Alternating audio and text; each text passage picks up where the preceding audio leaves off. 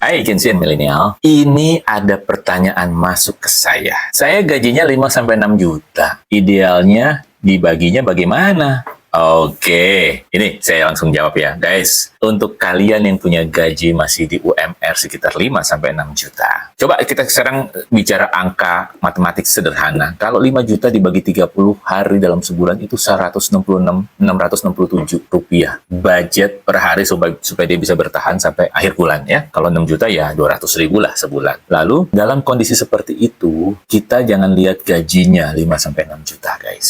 Yang kita lihat adalah sisihkan 10% untuk masa depan dia dan keluarganya. Ini belum bicara dana darurat nih, masih bicara dia dan keluarganya. 10% itu diapain? Sekali lagi saya ulang, 10% itu tergantung yang punya duit, mau dipakai apa. Dia bilang, saya ingin mulai mencicil motor. Misalnya karena dia sekarang masih pakai Transjakarta, apa kendaraan umum lah ya. Kalian mau belinya kapan? Kalau motor saya mau beli maksimal 1 tahun dari sekarang. Kalau dengan demikian, diambil dari 90% 1 tahun dari sekarang, kredit motor DP-nya berapa sih? DP-nya 3 juta. 3 juta dibagi 12, berarti 250 ribu sebulan dia sisihkan. Kalau dia taruhnya hanya di tabungan, tapi kalau di reksadana bisa lebih kecil dari itu ya. Jadi dari 6 juta gajinya dia, 250 ribu dia sisihkan selama 12 bulan. Supaya DP-nya bisa 3 juta. Nah, itu pertama. Lalu setahun kemudian dia bisa mendapatkan motor. Nah, sisanya tentu untuk kebutuhan bulanan dia. Jadi 3 juta dikurangin 250 ribu, itu kan masuk 10% kan? 10% kurang. Karena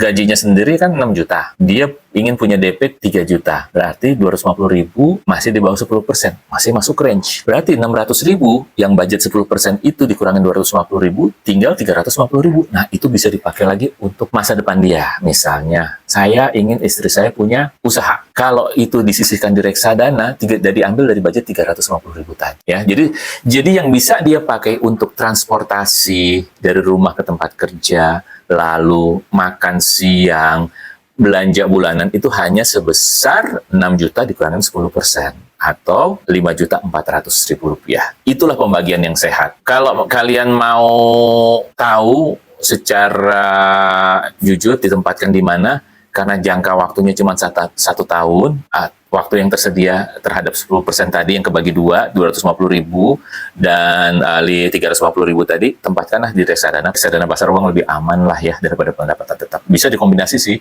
50% di reksadana pendapatan tetap, 5% lagi di reksadana pasar uang. Anda tempatkan di situ. Jangan coba-coba masuk ke reksadana saham dulu. Belum waktunya guys. Karena jangka waktunya pendek. Jadi di pasar uang, pendapatan tetap. Demikian, semoga bisa menjawab ya. Salam si punya.